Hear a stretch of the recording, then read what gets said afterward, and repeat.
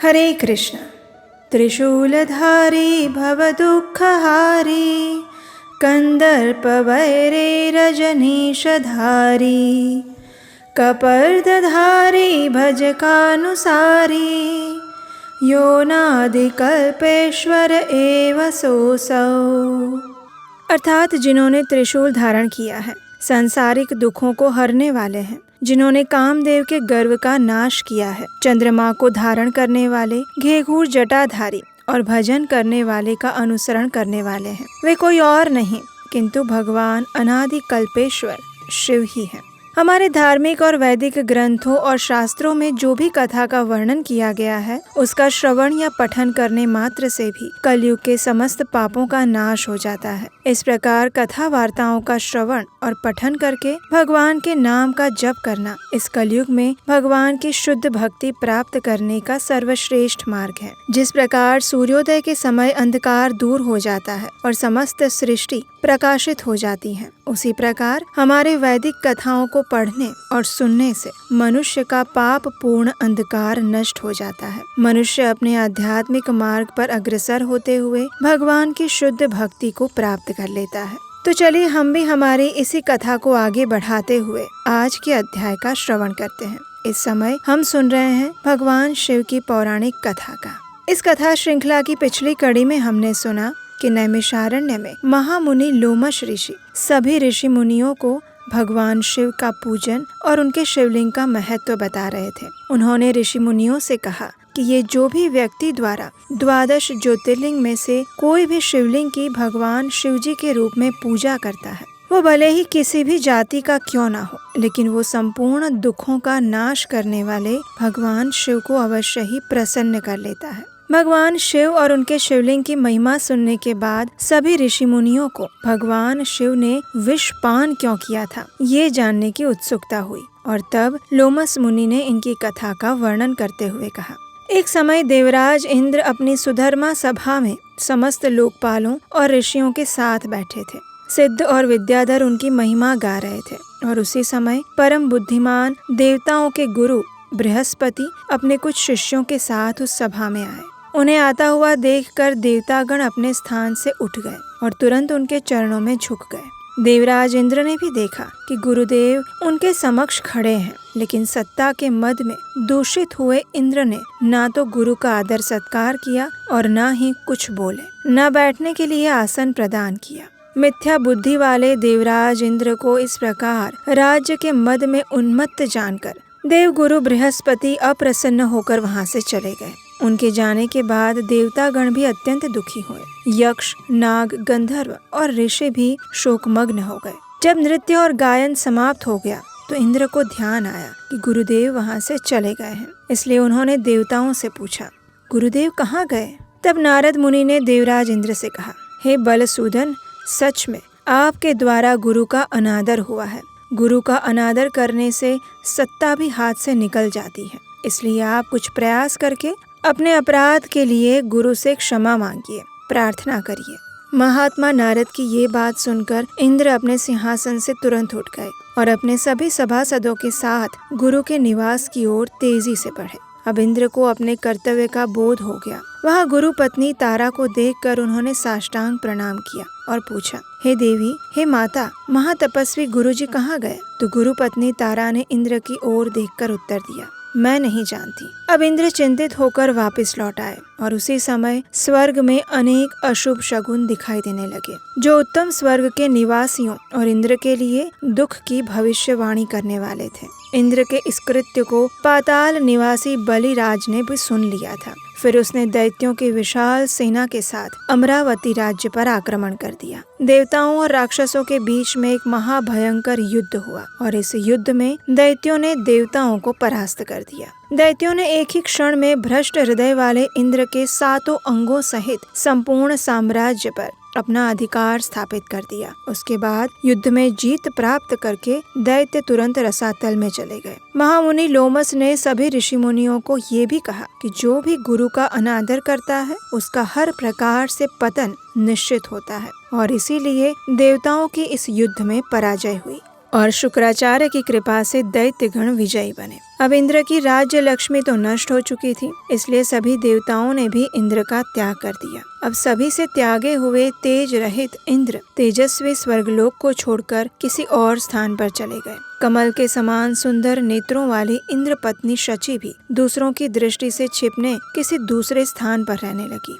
ऐरावत नाम के महान गजराज और उच्चैश्रवा अश्व इत्यादि जो बहुमूल्य रत्न थे, वे सभी को दानव रसातल में लेकर चले गए। लेकिन उन रत्नों का उपयोग मात्र धर्मात्मा पुरुष ही कर सकते थे, इसलिए वे सभी दैत्यों के अधिकार में नहीं थे और इस वजह से वे सब भी समुद्र में कूद पड़े। अब सभी बहुमूल्य वस्तुएं समुद्र में चली जाने से आश्चर्यचकित होते हुए बलि राजा ने अपने गुरु शुक्राचार्य से पूछा, हे गुरुदेव, हमने देवताओं पर विजय प्राप्त की और बहुत परिश्रम करके इन सभी रत्नों को प्राप्त किया, यहाँ लेकर आए, लेकिन अब वे सभी समुद्र में चले गए हैं। यह अत्यंत विचित्र बात है।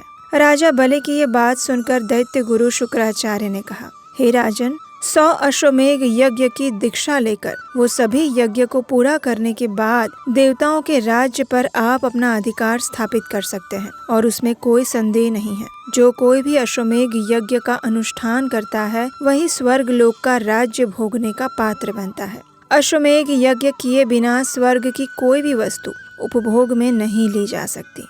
अब गुरुदेव के ऐसे वचन सुनकर बलि राजा उस समय मौन रहे और राक्षसों के साथ उचित कार्य करने लगे। इस तरफ इंद्र की स्थिति अत्यंत दयनीय हो चुकी थी, इसलिए वे ब्रह्मा जी के पास गए और उन्हें स्वर्ग के राज्य में उत्पन्न हुई संपूर्ण परिस्थिति के विषय में अवगत किया। इंद्र की बात सुनकर ब्रह्मा जी ने कहा, इस समस्या का समाधान हमें भगवान श्री हरि विष्णु के पास ही मिलेगा। अतः चलिए सभी देवताओं को एकत्रित कीजिए और हम सब भगवान विष्णु की आराधना करेंगे, उनकी शरण में जाएंगे। इस प्रकार इंद्र इत्यादि सभी लोकपाल ब्रह्मा जी को आगे लेकर क्षीर सागर के तट पर गए। वहाँ वे सभी परस्पर विचार करके भगवान विष्णु की स्तुति करने लगे, पुरुष सूक्त प्रार्थनाओं का उच्चारण करने लगे। ब्रह्मा जी ने कहा, हे देवाधिदेव, हे जगन्नाथ, देव और दैत्य आपके चरणों में अपना मस्तक झुकाते हैं। आपका यश परम पवित्र है, आप अविनाशी और अनंत हैं। हे परमात्मा, आपको नमस्कार है।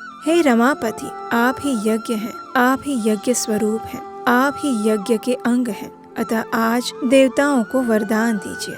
हे करुणा निधान, गुरु का अनादर करने के कारण इंद्र इस समय ऋषियों सहित अपने स्वर्ग लोक से भ्रष्ट हो चुके हैं, इसलिए आप उनका उद्धार करें।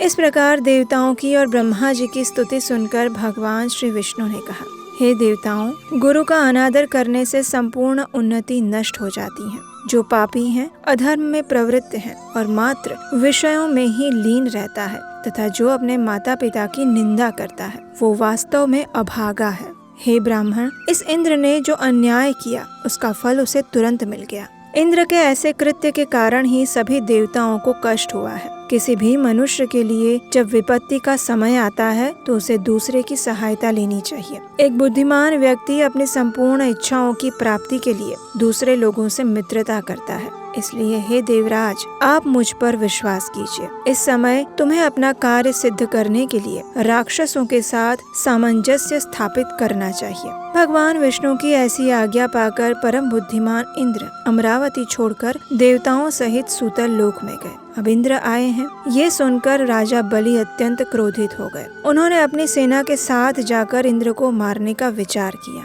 और तब देवर्षि नारद ने बलशालियों में श्रेष्ठ बलिराज को इंद्र को मारने से रोकने के लिए कहा।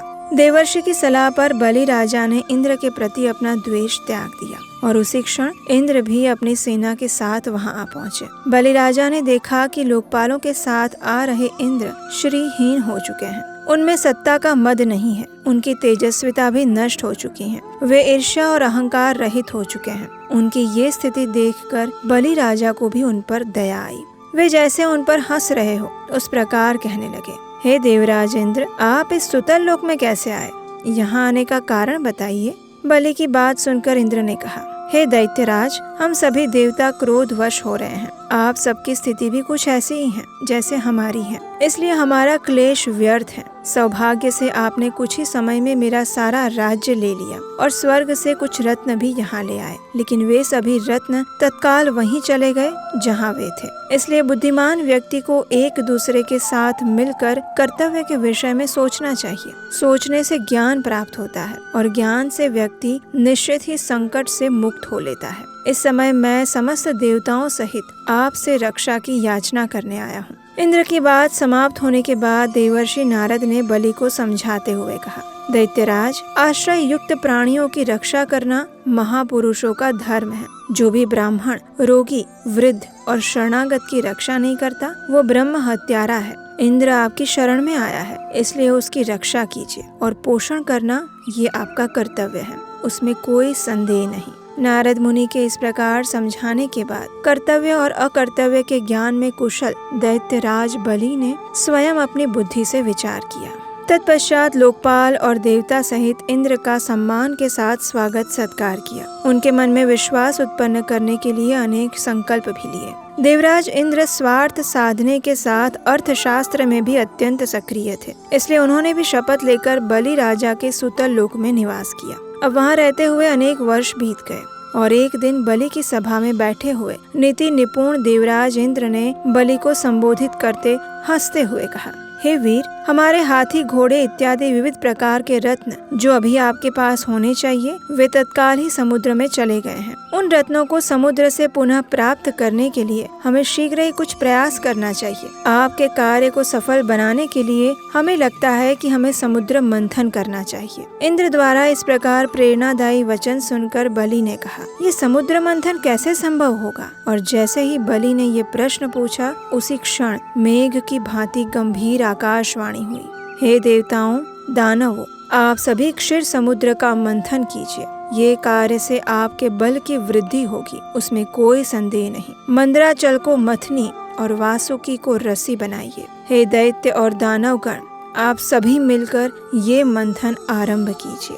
इस आकाशवाणी को सुनने से हजारों दैत्य और देवतागण समुद्र मंथन के लिए तैयार हो गए। सुवर्ण के समान मंदराचल पर्वत के पास पहुँचे और इस प्रकार महामुनि लोमस ने कथा को आगे बढ़ाते हुए कहा, मंदराचल पर्वत सीधा, गोलाकार, अनेक घेरे वाला और अत्यंत प्रकाशमान था। अनेक प्रकार के रत्न उसके श्रृंगार में वृद्धि कर रहे थे। चंदन, पारिजात, नागकेसर, जायफल और चंपा जैसे विभिन्न पेड़ों से युक्त वो हरा भरा दिख रहा था। उस महान पर्वत को देखकर सभी देवताओं ने हाथ जोड़कर कहा, हे कल्याणकारी महाशैल मंदराचल, हम सभी देवता आपसे प्रार्थना करने आए हैं, उसे सुनिए।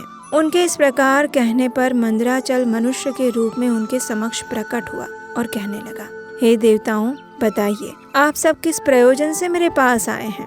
तब इंद्र ने मधुर वाणी में कहा, हे मंदराचल, कृपया आप हमारे साथ रहकर हमारे सहायक बने। हम समुद्र का मंथन करके उसमें से अमृत निकालना चाहते हैं। इस कार्य में आप ही मथनी बनकर हमारी सहायता कर सकते हैं। मंदराचल ने भी उन सब की बात मानकर उनकी आज्ञा स्वीकार कर ली। देवताओं का कार्य पूरा करने के लिए देवताओं, दानवों और विशेषकर इंद्र से कहा, हे पुण्यात्मा देवराज, आपने तो अपने वज्र के प्रहार से मेरे दोनों पंख काट दिए हैं, तो मैं आपके इस कार्य के लिए वहाँ कैसे जा सकता हूँ?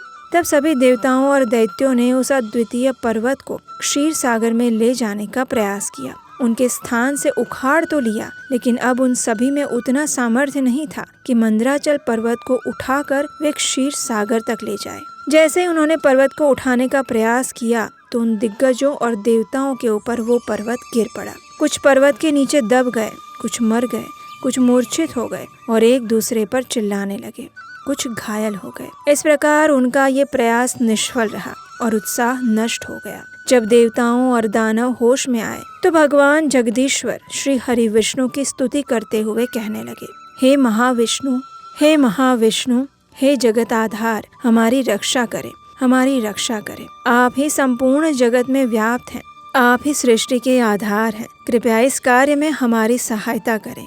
इस प्रकार सभी की पुकार सुनकर उसी समय देवताओं का कार्य सिद्ध करने के लिए भगवान विष्णु तत्काल गरुड़ पर बैठकर वहां प्रकट हुए। वे अत्यंत करुणामय हैं। वे सभी को शरण प्रदान करने वाले हैं। उन्होंने देवताओं और दानवों के सामने अत्यंत सरलता पूर्वक उस पर्वत को उठा लिया और गरुड़ की पीठ पर रख दिया। देवताओं और दैत्यों को क्षीर सागर के उत्तरी तट पर ले गए और पर्वत शिखर मंदराचल को समुद्र के मध्य में फेंक कर वहाँ से अदृश्य हो गए। तत्पश्चात सभी देवता दैत्यों को अपने साथ लेकर वासुकी नाग के पास आए और वासुकी ने भी उनकी प्रार्थना स्वीकार की। तत्पश्चात मंदराचल को मथनी और वासुकी को रस्सी बनाकर देवताओं और दैत्यों ने समुद्र मंथन शुरू किया। जैसे ही सभी ने समुद्र मंथन करना आरंभ किया तो वो पर्वत समुद्र में डूबकर रसातल में चला गया और तब लक्ष्मीपति भगवान विष्णु ने कच्छप का रूप धारण किया और तत्काल ही मंदराचल को अपनी पीठ पर उठा लिया। ये एक अद्भुत घटना थी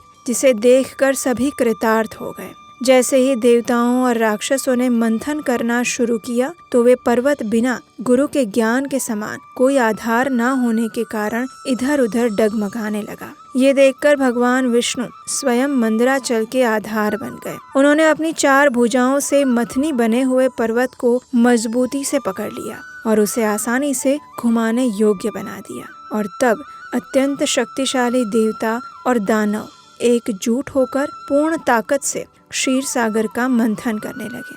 कच्छप के रूप में भगवान की पीठ जन्म से ही अत्यंत कठोर थी और उस पर घूमने वाला पर्वत श्रेष्ठ मंदराचल भी वज्र के समान दृढ़ था। अब जैसे ही मंथन शुरू हुआ तो दोनों की टक्कर से एक भयंकर तूफान समुद्र में प्रकट हुआ और उसी समय विष की बाढ़ आ गई। जैसे ही वडवानल बाहर आया सबसे पहले नारद जी ने उस विष को देखा और तब परम तेजस्वी नारद मुनि ने देवताओं को कहा, हे अदिति पुत्रों, अब आप समुद्र का मंथन रोक दो। आप भगवान शिव से जाकर प्रार्थना करो जो सभी कष्टों का निवारण करते हैं। वे परात्पर परम रूप हैं, योगी भी उनका ध्यान करते हैं। किंतु देवता अपने स्वार्थ के लिए समुद्र मंथन कर रहे थे। वे अपने स्वार्थ में तन्मय होने के कारण नारद जी की बात नहीं सुन पाए। उन्होंने क्षीर सागर का मंथन चालू रखा। अत्यधिक मंथन करने से हलाहल विष बाहर आया जो तीनों लोकों को भस्म करने में सक्षम था। वो भयानक विष देवताओं के प्राण लेने के लिए उनके पास आ पहुंचा। 10 दिशाओं में फैल गया और अब कालकूट विष सभी प्राणियों को अपना ग्रास बनाने के लिए प्रकट हो रहा था। सभी देवताओं और राक्षस मंदराचल पर्वत सहित नागराज वासुकी को वहीं पर छोड़कर भागने लगे और उस समय भगवान शिव ने उस नरसंहारक कालकूट विष को अपना ग्रास बना लिया। भगवान शिव ने उस कालकूट हलाहल विष का पान कर लिया और इस प्रकार उस विष को भगवान शिव ने शुद्ध बना दिया। भगवान शंकर की असीम कृपा से उस समय देवता, असुर, मनुष्य और संपूर्ण त्रिलोक कालकूट विष से रक्षा प्राप्त कर पाए। तत्पश्चात सभी देवता और दानवों ने मिलकर भगवान नारायण, जिन्होंने कच्छप रूप में मंदराचल को अपने पीठ पर धारण किया हुआ था, उसे मथनी और वासुकी नाग को फिर से रस्सी बनाकर समुद्र मंथन का फिर एक बार आरंभ किया। और इस बार समुद्र मंथन करने से अनेक प्रकार की वस्तुएं, दिव्य पुरुष और स्त्रियां उत्पन्न होने लगे। और वे क्या क्या थे, इसकी विस्तृत कथा हम सुनेंगे हमारे इसी शिव कथा महिमा की अगली कड़ी में। तो उसे सुनने के लिए इस चैनल को सब्सक्राइब करके रख लीजिए। नोटिफिकेशन बटन को ऑन रखना मत भूलिएगा, जिससे हमारे द्वारा आने वाली सभी नई कथाएं आपको बिना किसी रुकावट के निरंतर सुनने को मिल सके। इन कथाओं को अपने मित्रों और परिवार के लोगों के साथ भी शेयर करती रहिए ताकि उन्हें भी इस पुण्य फल का फायदा मिले। तो चलिए हम आपसे मिलेंगे इसे समुद्र मंथन कथा की अगली कड़ी के साथ बहुत जल्द। हरे कृष्णा।